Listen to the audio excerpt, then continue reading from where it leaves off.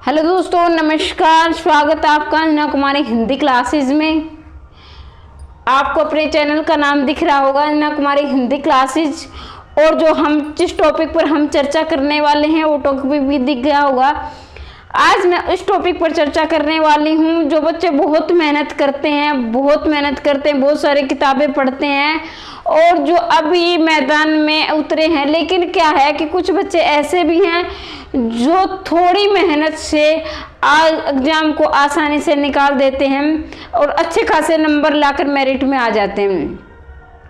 और कुछ बच्चे ऐसे भी होते हैं जो दिन रात मेहनत करते हैं, लगे रहते हैं दिन रात घंटों, लेकिन उनका एग्जाम पास नहीं हो पाता है। तो ऐसा उनमें क्या अंतर है कि एक बच्चा कम समय में कम पढ़कर ज़्यादा नंबर लाता है और एक बच्चा दिन रात मेहनत करता है, बहुत पढ़ता है, बहुत किताबें पढ़ता है, लेकिन फिर भी उनके अच्छे नंबर नहीं आ पाते हैं। तो आज मैं इसी बात पर चर्चा करने वाली हूँ कि कम समय में ज़्यादा नंबर कैसे लाएं और अपने समय का सदुपयोग कैसे करें, किस प्रकार अपना पेपर सॉल्यूशन करें। तो देखिए, हमारा टॉपिक है पिछली परीक्षाओं के पेपर सोल्व कैसे करें और हमारे एग्जाम जो अपने लास्ट टाइम का जो एग्जाम होता है कि परीक्षा के अंतिम समय की रणनीति कैसे बनाएं। अब आपको टॉपिक समझ में आ गया होगा कि हम किस टॉपिक पर चर्चा करने वाले हैं। तो ये देखिए, मैं आपको बता दूं कि आपने ये बहुत कहते सुना होगा कि जो भी बच्चा तैयारी करता है कि आपने पिछले पेपर सॉल्यूशन करें।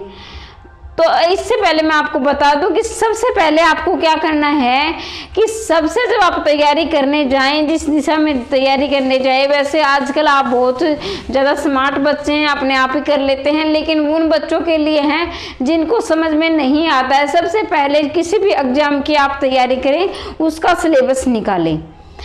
सिलेबस निकालें और ये देखें अपने सिलेबस का पॉइंट टू पॉइंट ये सिलेबस, ये टॉपिक मेरे इस टॉपिक में कमांड है या नहीं, और ये सिलेबस है तो इस सिलेबस के द्वारा इस सिलेबस को मैं पढ़कर एग्जाम पास कर सकता हूँ या कर सकती हूँ कि नहीं। तो सबसे पहले अब पहली बात तो ये कि आपको सिलेबस निकालना है। सिलेबस निकालने के बाद आपको ये देखना है कि मेरा कौन सा टॉपिक स्ट्रॉन्ग है, यानी कौन से टॉपिक पर मेरी कमांड है, कौन सा टॉपिक मेरा कमजोर है। ये करने के बाद आपको अब रणनीति अपनानी है। आपको देखिए, सब ये कहते सुने होंगे कि सब कुछ आपको पूरा तैयार करना है, लेकिन मेरा ये मानना है कि शायद ही कोई बच्चा होगा जिसके हर टॉपिक पर, हर सब्जेक्ट पर 100% कमांड होती है। हर बच्चे का एक सब्जेक्ट जरूर कमज़ोर होता है। तो हम उस कमजोरी का भी फायदा कैसे उठाएंगे उसको पर हम चर्चा करेंगे। देखिए, आपने अब सिलेबस निकाल लिया और आपने टॉपिक भी देख लिए कि मेरा कौन सा टॉपिक स्ट्रॉन्ग है, कौन सा कमजोर। आपको क्या करना है, आपको जब पढ़ने बैठना है, देखिए आपको बहुत सारे ये कहते सुने होगा कि सुबह के टाइम में पढ़िए, सुबह 4 बजे। मैं ये बिल्कुल भी नहीं कहूँगी। मैं जो अपनी निजी ज़िंदगी में अप्लाई कर रही हूँ या करते हैं वही कहूँगी। हो सकता है कुछ बच्चे ऐसे हो जो रात को पढ़ना पसंद करते हैं तो रात को ही आप पढ़िए, ठीक है। और सुबह आप जल्दी उठ जाए 3 बजे और फिर आप नींद में लटके लेते रहें और आपको पता नहीं आप क्या पढ़ रहे और पूरा दिन थकान महसूस करें। ऐसा नहीं करना है। जो भी आपको कंफर्टेबल लगे, आपको ये लगे अब मैं माइंड से बिल्कुल रिलैक्स हूँ, उस समय आपको वही टॉपिक पढ़ना है जो आपका कमजोर है, चाहे वो मैथ हो। अब किसी के लिए मैथ इजी होता है, किसी के लिए हार्ड होता है। तो मैं ये बिल्कुल नहीं बोलने वाली कि आपको जब रिलैक्स महसूस करें मैथ हो, कि कुछ बच्चे मैथ में इतने सुपरफास्ट होते हैं कि वो तुरंत निकाल देते, लेकिन उनको जीके समझ में नहीं आती है, उनको इंग्लिश नहीं आती।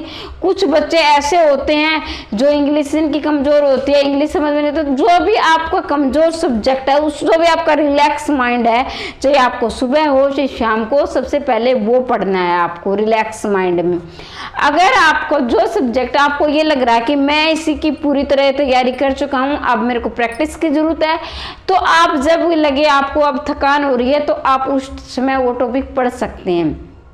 अब आपको क्या करना है कि इस तरह आपको अपने सब्जेक्ट की तैयारी करनी है। अब आपको बनाना है, जैसे फर्स्ट ये जैसे जो भी कुछ बच्चे ऐसे करते हैं, जैसे फर्स्ट टॉपिक है ये मेरा हो गया, ये हो गया, टिक करते रहते हैं, पहला दूसरा, तो एक दूसरे की कड़ी से जोड़कर पढ़ते हैं। और ऐसा पढ़ना अच्छा भी है क्योंकि हर टॉपिक एक दूसरे से जुड़ा हुआ होता है। जैसे आप कोई भी पढ़ रहे हो तो जैसे पहले थोड़ा सा आसान, फिर उससे थोड़ा हार्ड, फिर उससे थोड़ा हार्ड, ऐसे ऐसे बढ़ता जाता है। लेकिन कुछ बच्चे ऐसे जो बिल्कुल नहीं पढ़ते, कोई बात नहीं, जैसे कुछ को क्या क्या हार्ड आसान लगता है क्योंकि उनकी टॉपिक पर कमांड है। तो आपको क्या करना है कि जो भी, चाहे आप बीच से पढ़े चाहे आपको लास्ट से पढ़े, जो भी आपको टॉपिक पढ़ते जाए उसको निशान लगाते जाए, ये मेरा हो गया, ये हो गया। इससे आपका क्या होगा, कॉन्फिडेंस आ जाएगा कि मुझे इतने समय में इतने टॉपिक मेरे हो गए हैं और इतने मुझे करने हैं। तो आप जो भी आप करते जाए उसको निशान लगाता है, जो बच गए उनको आप छोड़ दें। बारी बारी हर सब्जेक्ट ऐसे करना है। और आपको क्या करना है कि जब आपको, फिर आपको अपना, जब आपकी परीक्षा के लास्ट समय बच जाए, अच्छा ये मान लिया आपके पास 1.5 महीना बच गया, 2 महीने बच गए, अब जो है जो महिलाएं हैं वो बेचारी 2-3 महीने लास्ट समय में तैयारी कर पाती हैं, तो उनके लिए भी, और जो अच्छी खासी तैयारी करते हैं उनके लिए, सभी के लिए ये वीडियो बहुत ज़्यादा महत्वपूर्ण रहने वाली है। अब आपको क्या करना है कि जैसे आपका लास्ट टाइम बच गया 1.5 महीना, 2 महीना, ऐसे 1 महीना, तो आपको क्या करना है, आपको सभी कहते हुए कि जिस प्रीवियस ईयर पेपर की बिल्कुल सही बात होती है, आपको प्रीवियस ईयर पेपर उठाने, चाहे आप सीईटी की तैयारी कर रहे हो, चाहे स्टेट की तैयारी कर रहे हो, या फिर आप हरियाणा स्क्रीनिंग की तैयारी कर रहे हो, कुछ भी कोई भी एग्जाम है, तो आपको क्या करना है कि आपका पूरा सिलेबस तैयार हो गया है, आपने पूरा सिलेबस कर लिया है कि मेरे सारे टॉपिक, सारा सब जो सिलेबस है पूरा कंप्लीट हो गया। अब आपको ईमानदारी से खुद का मूल्यांकन करना है। आपको ये देखना है कि मैं कहाँ पर स्टैंड करता हूँ या करती हूँ। आपको क्या करना है कि जो प्रीवियस ईयर पेपर, आपने पहला पेपर उठाया, वो पिछली प्रीवियस ईयर पेपर की एक बुक भी आती है, वो भी आप ले सकते हैं, या फिर आपके पास प्रीवियस ईयर पेपर रखे हैं वो भी। आपको क्या करना है कि जब आप, चाहे वो 2 घंटे का पेपर हो चाहे 3 घंटे का पेपर हो, उसी अकॉर्डिंग आप स्टॉप वॉच भी लगा सकते हैं, या फिर आप ऐसे और भी अलार्म भी भर सकते हैं। जिस प्रकार आपको अच्छा लगे उसी प्रकार आप सामने घड़ी भी रख सकते हैं। उस समय आपको परिवार को क्या बोलना है कि मैं एग्जाम में बैठा हूँ या बैठी हूँ। आपको सिर्फ ये नहीं, आपके मन में ये नहीं होना चाहिए कि हम प्रीवियस ईयर पेपर सोल्व कर रहे हैं। आपके मन में ये भावना होनी चाहिए कि मैं अपनी परीक्षा में बैठा हूँ या बैठी हूँ।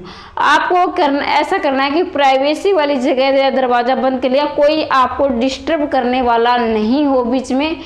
तो आपको अपने पेपर उठाना है और उसी तरह चुपचाप अपने जो भी पेपर सोल्व करने बैठ जाना है।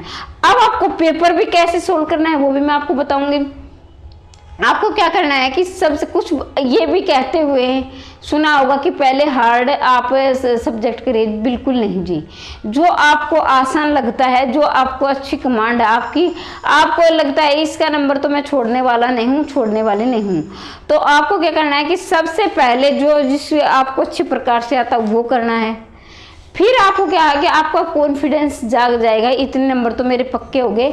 आपको एक बार अपनी सरसरी निगाहों से पूरा पेपर देख लेना है कि कौन सा मेरा पोर्शन कमज़ोर है, कौन सा मेरा स्ट्रॉन्ग है। उसके बाद जैसे आपने कोई भी सब्जेक्ट किया, उसके बाद आपने पूरा कर लिया, 1-2 नंबर लगता है कि आपके कटने वाले हैं तो कोई बात नहीं है, उसका आप प्रेशर दिमाग में ना ले कि मेरा 1 नंबर गलत हो गया, कोई बात नहीं है, 1-2 नंबर आप अगले सब्जेक्ट में ले सकते हैं।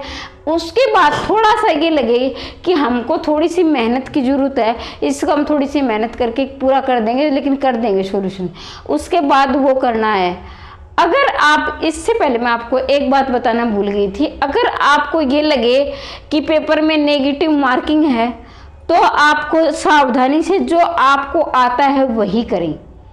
अगर आपको लगता है नेगेटिव मार्किंग है तो आता वो कर लिया, फिर थोड़ा सा मेहनत से जो कर सकते हैं सॉल्यूशन, जिसमें आपको लग रहा है 1-2 मिनट लगेंगे सॉल्यूशन करते हुए, आप उसको थोड़ा सा मेहनत करके उसको निकालें। अगर आपको लग रहा है कि ये बिल्कुल ही मेरे को नहीं आता है तो उसको आप नेगेटिव मार्किंग से बचने के लिए उसको आप छोड़ सकते हैं, क्योंकि आप पूरा पेपर करेंगे तो आप नेगेटिव में चले जाएंगे, आपके जो आते हैं वो भी कट जाएंगे। तो आप जितना उसके अपने खतरे से आपको बचना है। अगर आपको ये लग रहा है कि पेपर में नेगेटिव मार्किंग नहीं है तो आपको क्या करना है कि सबसे पहले दोनों में ही करना है कि जो आता है वही पहले करना है, उसके बाद थोड़ी सी मेहनत से आता है वो करना है। फिर आपको लग रहा है कि अब हमारे पेपर में लास्ट टाइम बच गया और ये जो है पोर्शन मेरा कमज़ोर है, तो आपको क्या करना है, अगर नेगेटिव मार्किंग नहीं है, आपके पास 15 मिनट बचे, 20 मिनट पर बचे, तो आपको सारे कॉलम भर देने हैं। नेगेटिव मार्किंग नहीं है तो कोई कॉलम आपको खाली नहीं छोड़ना है, पूरा पेपर आपने रंगीन बना देना, पूरा कॉलम भर देना है, एक भी छोड़ना नहीं है। हो सकता है आपका एक नंबर से आपका सिलेक्शन हो जाए और एक नंबर से रुक जाए। तो जहां पर नेगेटिव मार्किंग नहीं है तो ये गलती बिल्कुल भी ना करें, एक भी नहीं छोड़ना है, पूरा भर देना है। अगर नेगेटिव मार्किंग है तो अपना पेपर सावधानी से करना है, उससे आपको खतरे से बचना है। नेगेटिव मार्किंग में नंबर नहीं ले जाने हैं, ये तो जाते भी हैं थोड़े बहुत, लेकिन बिल्कुल आपको ये नहीं कि सारे नेगेटिव में चलाए तो आपको जिससे आपको बिल्कुल ही दूर से आपको नॉलेज नहीं है उसको आपको छोड़ देना है। इस प्रकार से आपको, और अपना समय भी है 2 घंटे है चाहे 3 घंटे हैं, उस समय के अंदर ही आपको पेपर सॉल्यूशन करना है। इससे करने के बाद आपको क्या करना है, अब आपका पेपर आपकी जो है टाइम हो गया घंटे, ईमानदारी के साथ आपको एक कॉलम भी नहीं भरना। अगर आपका छूट रहा है तो छोड़ दीजिए, बिल्कुल छोड़ दीजिए उसी समय, क्योंकि आपको लग रहा है कि मैं पेपर में बैठा हूँ, क्योंकि पेपर वाले भी तो हमें एक्स्ट्रा टाइम नहीं देते हैं, तो आपको उसी समय पेपर छोड़ देना है। अब आपको क्या करना है, पेपर आपका ख़त्म हो चुका है, आप चाहे तो 5-10 मिनट का रेस्ट ले सकते हैं, क्योंकि आप 2-3 घंटे से अपने दिमाग को पर जोर डालकर पेपर आपने किया है, तो आप 10 मिनट या 15 मिनट रेस्ट ले सकते हैं, इधर उधर घूम सकते हैं। उसके बाद आपको क्या करना है, बड़ी ईमानदारी से, क्योंकि आप अपने खुद का मूल्यांकन कर रहे हैं, तो अपने आप को अंधेरे में बिल्कुल ना रखें, ईमानदारी से, क्योंकि हमें ये भी तो जांचना है कि हमारी तैयारी कहाँ तक हुई है, तो ईमानदारी तो हमें दिखानी पड़ेगी। तो अब आपको पूरी ईमानदारी के साथ मेरा कौन सा प्रश्न गलत हुआ है और कौन सा सही हुआ है, कितने में से, मान लीजिए 150 नंबर का पेपर है, आपको ये आंकना है कि मेरे 150 नंबर में कितने आ रहे हैं। मान लीजिए आप उसमें पास मार्किंग ही दिखा रहे हैं, जैसे आपके 100 आ रहे हैं, 90 आ रहे हैं, तो आपको बिल्कुल नहीं घबराना है, क्योंकि आपका ये फर्स्ट पेपर है। आपको ये सोचना है कि अब की बार मैं नंबर लेकर आया हूँ या आई हूँ, तो अगली बार मैं इससे ज़्यादा लेकर आऊँगी। तो आपको डिमोटिवेट यानी निराश बिल्कुल नहीं होना है। अब आपने पूरा पेपर में देख लिया कि कितने में से कितने आ रहे हैं, अब आपको क्या करना है कि जो आपको नहीं आ रहे हैं उन पर आपको गोलदारा कर देना है, और पूरी ईमानदारी के साथ फिर आपको वो पूरा पेपर सोल्व करे, मेरी कहाँ गलती हुई थी और क्यों हुई थी। इस तरह से आपको देखेंगे कि जो आपके जो नहीं आ रहे थे वो भी आपके सोल्व होते जाएंगे। उसके बाद अगर आप 2 दिन का रेस्ट ले सकते हैं, या आपको लग रहा है कि नहीं मैं तो हर दिन कर सकता हूँ या कर सकती हूँ, तो दूसरा दिन या कोई सप्ताह भी ले सकता है। फिर आपको दूसरा पेपर भी इसी प्रकार करना है कि आपको टाइम में रहकर पेपर करना है। उसके बाद कितने में से कितने नंबर आए वो करना है। उसके बाद जो नहीं आ रहे उनका सॉल्यूशन करना है। देखिए, आप दिन प्रतिदिन पेपर सोल्व करेंगे तो आपका कॉन्फिडेंस बढ़ता जाएगा। शुरू में आपने 90 लिए थे, फिर आप 95 लेंगे, फिर 100 लेंगे, 110, इस तरह से आपका स्कोर बढ़ता जाएगा। जरूरी नहीं आप कि आप 90 भी ले, कुछ ऐसे भी हैं जो 70 भी ले सकते हैं, कुछ ऐसे भी है एक बार में 130 भी ले सकते हैं, 40 भी ले सकते हैं। तो अपना स्कोर दिन प्रतिदिन ऐसे ही बढ़ाना है और अपने साथ ईमानदारी दिखानी है। अपना मूल्यांकन आप खुद कर रहे हैं, इससे क्या होगा कि आपको ये लगेगा कि मेरी परीक्षा पास हो गई है। इस तरह से आपको कम से कम भी 10, अगर ज़्यादा 15 भी कर सकते हो, 20 भी कर सकते हो, 25 भी कर सकते, कम से कम आपको 10 पेपर सॉल्यूशन तो करने हैं, तो करने ही है। चाहे आपके पास चाहे वो गृहिणी है, चाहे कितना ही काम का दबाव हो, आपको 10 पेपर तो कम से कम सॉल्यूशन करने ही है और इसी तरीके से आपको करने हैं। जो कमजोर आपका सब्जेक्ट है, जो टॉपिक कमजोर है, उसको फिर से तैयार करना है। और जो आपको लग रहा है ये मेरा पूरी तरह तैयार हो चुका है, उसके जितने ज्यादा से ज्यादा प्रैक्टिस कीजिए, जितने ज्यादा से ज्यादा क्वेश्चन कीजिए कि एक आध क्वेश्चन ऐसा हो जो नया निकल कर आए। इस प्रकार आपको प्रीवियस ईयर आपके सॉल्यूशन करने हैं। देखिए, जब आप अपनी जो रियल, जो वास्तविक परीक्षा में आप बैठेंगे तो आपको बिल्कुल डर नहीं लगेगा, बिल्कुल हड़बड़ाहट नहीं होगी। आपको ये लगेगा कि मैं 20 या 15 पेपर सोल्व कर चुका हूँ, 25 भी कर चुका हूँ, जो भी 10 कर चुका हूँ, इतने पेपरों में से मेरे इतने नंबर आ रहे, तो ये परीक्षा भी मैं आराम से निकाल दूंगा, ये भी मैं अपना आराम से पास कर दूंगा। देखिए, कुछ बच्चे ऐसे होते हैं, जैसे शुरू में हमने 5-6 क्वेश्चन, मान लो हमें 5 क्वेश्चन लगातार नहीं आ रहे, तो घबरा जाते हैं कि हमें तो इतने क्वेश्चन नहीं आ रहे, बाकी का क्या होगा। बिल्कुल नहीं घबराना है, चाहे आपको शुरू के 10 क्वेश्चन नहीं आ रहे हो सकता है आपको सिर्फ वही हो पूरे पेपर में कि 10 ही नहीं आ रहे, बाकी सारे आते हो, तो बिल्कुल शुरू में बिल्कुल ना घबराएं, रिलैक्स होके अपना एग्जाम दे। इस प्रकार आपको पेपर सॉल्यूशन करने हैं और फिर आपको एग्जाम में भी इसी तरह रिलैक्स होकर, क्योंकि आपको तो पहले पता है कि मैंने इसी प्रकार के पेपर आते हैं और ये तो मैं पहले सोल्व कर चुका हूं, तो मेरा तो आराम से पेपर निकल जाएगा। अब क्या है कि जो बच्चे बिल्कुल सिलेबस पर लगे रहते हैं, ये टॉपिक है, ये टॉपिक, और बिल्कुल प्रैक्टिस सेट नहीं करते हैं, तो ऐसे बच्चे वो एग्जाम में हड़बड़ाहट हो जाती है कि पता नहीं कैसा पेपर होगा या नहीं होगा, तो वो क्या है कि लास्ट टाइम में फेल हो जाते हैं। तो आपको अपनी हर दिन की रणनीति बनानी है कि मुझे अपनी परीक्षा कैसे निकाल, क्योंकि बिना रणनीति के आप एग्जाम पास नहीं कर सकते। तो ये जो है कम समय में ज्यादा नंबर लेने का तरीका सबसे अच्छा है। कुछ बच्चे जो दिन रात मेहनत करते हैं लेकिन प्रैक्टिस सेट नहीं करते हैं, तो उनके कम नंबर आते हैं। कुछ बच्चे ऐसे हैं जो 5-6 घंटे पढ़कर भी अपना जो है बहुत सारी परीक्षाएं पास कर देते हैं। तो मेरे कहने का अभिप्राय यही था कि आज का हमारा टॉपिक यही था कि प्रीवियस ईयर पेपर हमें किस प्रकार सोल्व करना है और किस प्रकार से हमें अपनी तैयारी करनी है।